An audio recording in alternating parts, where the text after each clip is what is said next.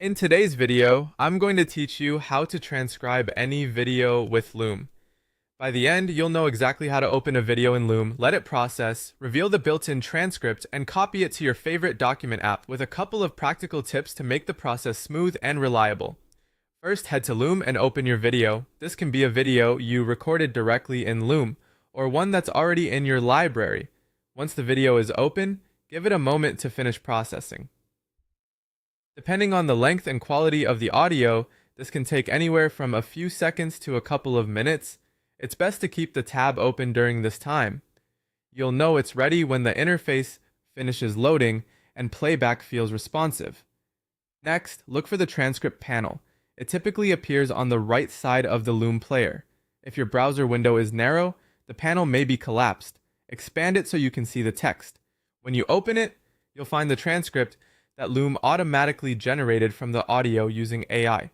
This means the spoken words in your video are converted to readable, time-aligned text without any extra setup. Accuracy usually improves with clear audio, minimal background noise, and speakers who are close to the microphone. If the audio isn't perfect, expect a few typos or punctuation quirks. Nothing a quick pass can't fix.